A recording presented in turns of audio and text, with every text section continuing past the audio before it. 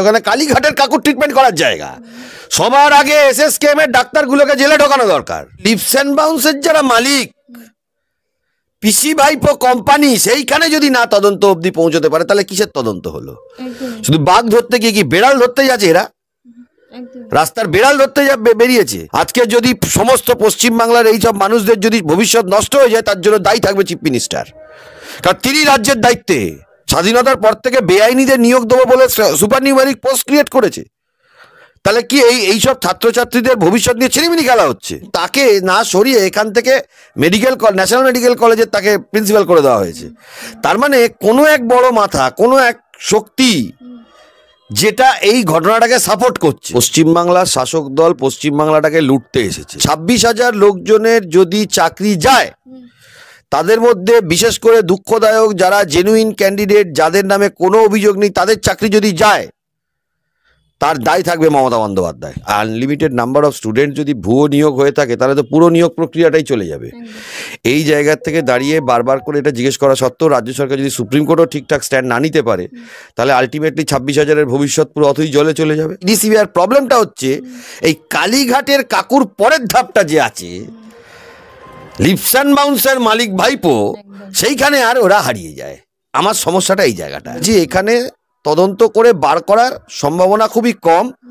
মানুষের কাছে অনুরোধ করব, গণপ্রতিরোধ গড়ে তুলুন এবং এই সরকারকে পশ্চিমবাংলা থেকে যদি তাড়ানো না যায়, তাহলে কিন্তু এই ধরনের ঘটনা ঘটতেই থাকবে। আরজি করে পরে কতগুলো ঘটনা ঘটেছে বলুন তো? কলকাতা পুলিশ বা রাজ্য পুলিশকে তদন্ত ভারী দেওয়া যাবে না, তাহলে তো সবাই বেরিয়ে যাবে, সব আসামি বেরিয়ে যাবে।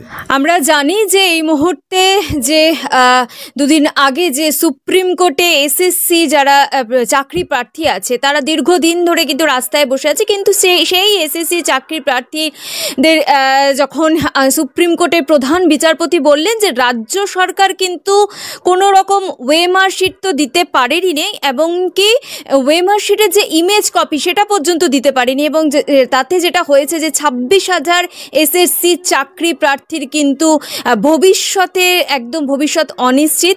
আমার সঙ্গে এই মুহূর্তে রয়েছে বিশিষ্ট আইনজীবী বিক্রম ব্যানার্জি। দাদা, দেখা গেল যে যেই 26,000 চাকরি প্রার্থী রয়েছে দীর্ঘদিন ধরে তারা রাস্তায় বসে আছে, তাদের ভবিষ্যৎ কি হবে? বেসিক্যালি এ রাজ্যের সরকার তাদের ভবিষ্যৎ অন্ধকারে পাঠিয়ে দিয়েছে। আজকে থেকে তো তারা রাস্তায় বসে নেই, যারা চাকরি পাওয়ার জন্য প্রচুর মানুষ রাস্তায় বসে আছে, যাদের মেরিট লিস্টে নাম থাকা সত্ত্বেও তাদের চাকরি হয়নি, তাদের জায়গায় অন্য লোক চাকরি করছে। এই এসএসসি মামলা পরিচালনা করতে গিয়ে রাজ্য সরকার এমন অবস্থা করে রেখেছে যে এই 26,000 প্যানেলের মধ্যে 7 থেকে 8,000 ভুয়ো নিয়োগ হয়েছে। বাকি যারা জেনুইন ক্যান্ডিডেট তারাও বিপদে পড়ে গেছে। তার মূল কারণটা হলো এই রাজ্য সরকারের তরফ থেকে প্রথমে স্যাগ্রিগেশনের জন্য কতগুলো ভুয়ো নিয়োগ হয়েছে সেটা বলছে না। দ্বিতীয় কথা, আর কোনো ইলিগ্যালিটি আছে কি না যেগুলো জমা পড়েছে সেটার বাইরেও রাজ্য সরকার চুপ, কুলু পেটে আছে, বলছে আমরা বলতে পারবো না। ইনফ্যাক্ট সুপ্রিম কোর্টের হিয়ারিংয়ে স্কুল সার্ভিস কমিশনের তরফ থেকে একটি স্যাগ্রিগেটেড লিস্ট দেওয়া হয়েছে বটে, সংখ্যাটাকে কমিয়ে দেখানো হয়েছে, এবং ভবিষ্যতে আর কোনো ইলিগ্যালিটি বেরোবে কি না সেই জায়গায় রাজ্য সরকার এবং স্কুল সার্ভিস কমিশন এখনও অবধি চুপ। এটার জন্য যে সমস্যাটা যেটা দেখা দিচ্ছে, আমরা যে মামলায় আর্গুমেন্ট করা হচ্ছে বা আমরা যেটা চেষ্টা করছি, সেটা হলো যারা ভুয়ো নিয়োগ তাদেরকে বার করে যাতে জেনুইনরা কিছু সুযোগ সুবিধা পায়। কতদূর পারবো আমরা জানি না, কিন্তু চেষ্টা আমাদের এটাই থেকে যাবে। আলটিমেট কী হবে কেউ জানে না, এখনও মামলা শুনানি চলছে। কিন্তু ব্যাপারটা হচ্ছে রাজ্য সরকারের তরফ থেকে বা স্কুল সার্ভিস কমিশনের তরফ থেকে এই যে সদুদ্যোগ, সেইটা সম্পূর্ণরূপে ব্যর্থ হওয়ার কারণে আমরা দেখতে পেয়েছি কলকাতা হাইকোর্টেও একই জায়গায় দাঁড়িয়ে গেছে, 26,000-এর চাকরি চলে গেছে। এবং 26,000-এর চাকরি চলে যাওয়ার মূল কারণ, আপনারা যদি ডিভিশন বেঞ্চ কলকাতা হাইকোর্টের অর্ডারটা ভালো করে দেখেন, সেখানে দেখবেন জজ সাহেব বারবার হিয়ারিংয়ে জিজ্ঞেস করেছেন যে আর কোনো ইলিগ্যালিটি আছে কিনা, আর কোনো ইলিগ্যালিটি হতে পারে কিনা। রাজ্য সরকার এবং স্কুল সার্ভিস কমিশনের তরফ থেকে বলেছে আমরা এই ব্যাপারে কিছু বলতে পারবো না। যদি আনলিমিটেড নাম্বার অফ স্টুডেন্ট যদি ভুয়ো নিয়োগ হয়ে থাকে, তাহলে তো পুরো নিয়োগ প্রক্রিয়াটাই চলে যাবে। এই জায়গা থেকে দাঁড়িয়ে বারবার করে এটা জিজ্ঞেস করা সত্ত্বেও রাজ্য সরকার যদি সুপ্রিম কোর্টও ঠিকঠাক স্ট্যান্ড না নিতে পারে, তাহলে আলটিমেটলি 26,000-এর ভবিষ্যৎ পুরো অথই জলে চলে যাবে।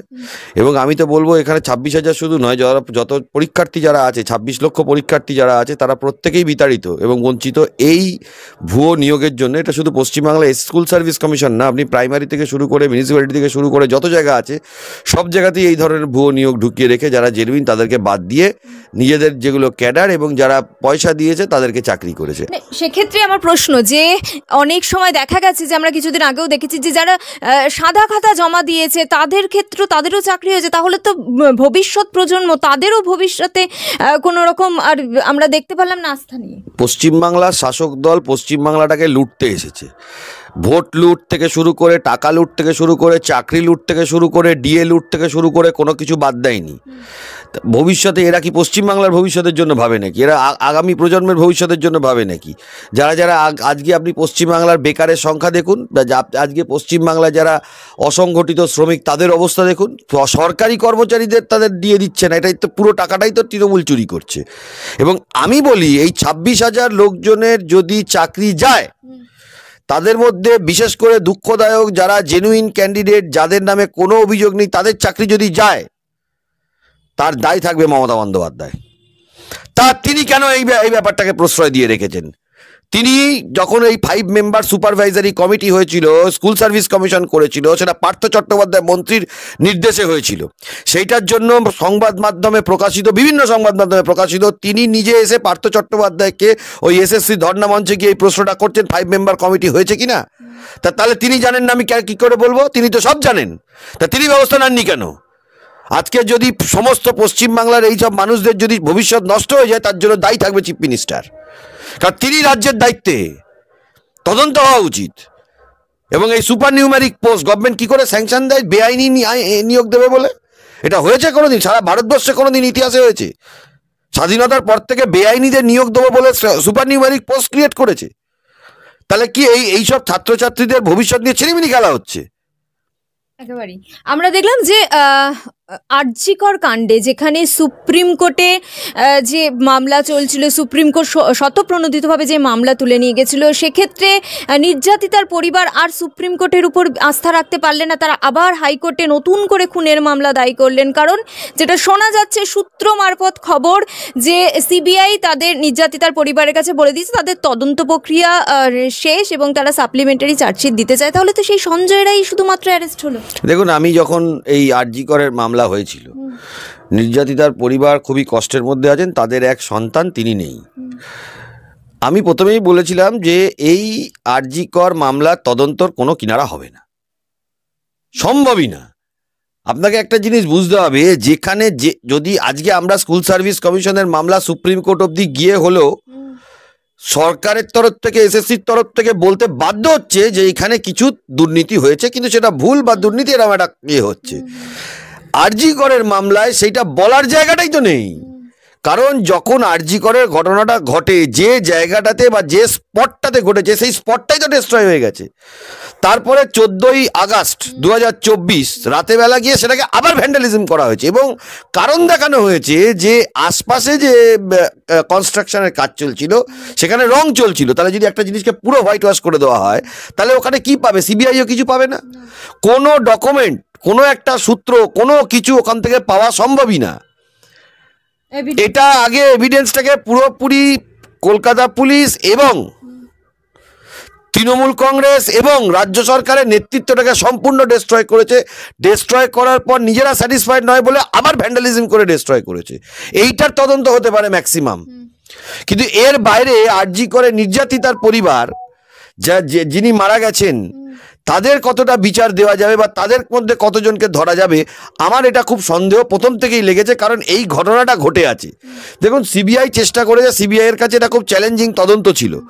সিবিআই কি করে জানে, কিন্তু এই ক্ষেত্রে সিবিআই এর যে কতটা কি করতে পারবে এটা আমার বড় সন্দেহ আছে। তাহলে আমরা দেখছি যে প্রথমে জুনিয়র চিকিৎসকরা আন্দোলন করলেন, অনশন করলেন, কেউ কেউ আইসিইউতে ভর্তি হলেন, আবার সিনিয়র চিকিৎসকরা পথে নামলেন, তারাও আবার ধর্নায় বসেছেন। তাহলে এগুলো কি বিফলে যাবে? দেখুন, এখানে তদন্তকারী সংস্থাকে খুঁজে বার করতে হবে যে কে এখানে ধর্ষণ এবং খুন করেছে।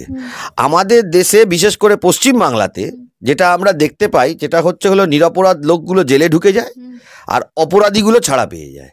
আরজিকর কাণ্ডে ঠিক সেই জিনিসটাই হয়েছে যে অপরাধীগুলো বেরিয়ে গেছে, এখন উনি নিরপরাধ না সঞ্জয় রায় যিনি ধরা পড়েছেন তিনি হয়তো লার্জার কনস্পিরেসিতে আছেন না কিসে আছেন সেটা আমি বলতে পারবো না, তদন্তে যা উঠে আসবে সেটা হবে। কিন্তু আমাদের এই পশ্চিম বাংলাতে এটা একটা ট্রেন্ড হয়ে গেছে। আপনি 2021 সালের পরে কতগুলো বিরোধী দলের যারা মহিলা যারা বিরোধী দলকে সাপোর্ট করতেন, বিভিন্ন বিরোধী দলকে সাপোর্ট করতেন, তাদের বাড়ির অবস্থা কী হয়েছে সেগুলো খবর রেখেছেন আপনি? দেখুন 2021 সালের পরে যে পরিমাণ পোস্ট পোল ভায়োলেন্স পশ্চিমবাংলা হয়েছে, সারা ভারতবর্ষে কোনো জায়গায় হয়েছে, সারা পৃথিবীর কোনো জায়গায় হয়েছে।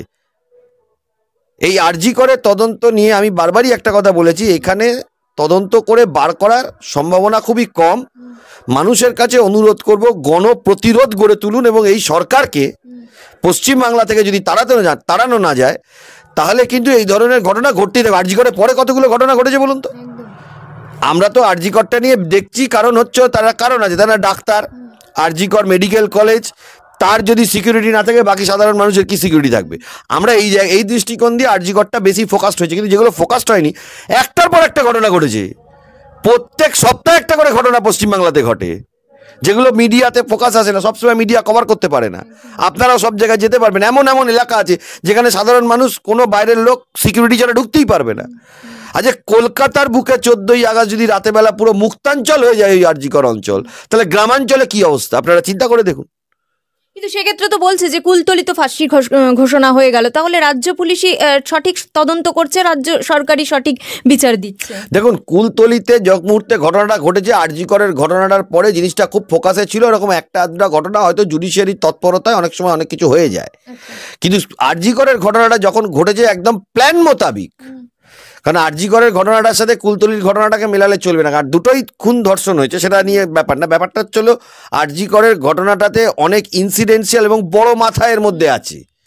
কুলতলির ঘটনাটা হচ্ছিল লোকাল লেভেলে, সেখানে বড় মাথা নেই। আরজি করের ঘটনাটাতে আপনি দেখুন অন্যান্য যেগুলো তদন্ত, যেগুলো ইডি বা অন্যান্য তদন্ত যেগুলো হচ্ছে, সেখানে যে আরজি করের প্রিন্সিপাল সে জেলে গেছে, আরও 2-3 জন জেলে গেছে।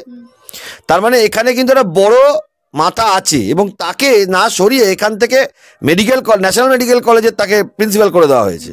তার মানে কোনো এক বড় মাথা, কোনো এক শক্তি যেটা এই ঘটনাটাকে সাপোর্ট করছে, এটা পশ্চিমবাংলায় ঘটছে।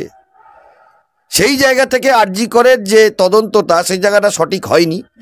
দ্বিতীয় কথা হচ্ছে সিবিআই এরও এই তদন্ত কিন্তু তারা কতটা করতে পারবে আমার খুব ডাউটফুল। সিবিআই কেন, যে কোনো কলকাতা পুলিশ বা রাজ্য পুলিশকে তো এই তদন্ত দেওয়া যাবে না সম্ভব। তাতে অন্তত সঞ্জীব ঘোষ ডক্টর তিনি অ্যারেস্ট হয়েছেন, একটা অ্যারেস্ট মোটামুটি একটা হয়েছে, কিন্তু কলকাতা পুলিশ বা রাজ্য পুলিশকে তদন্ত ভারী দেওয়া যাবে না, তাহলে তো সবাই বেরিয়ে যাবে, সব আসামি বেরিয়ে যাবে। যেটা আমরা জানতে পাচ্ছি যে লিপস অ্যান্ড বাউন্স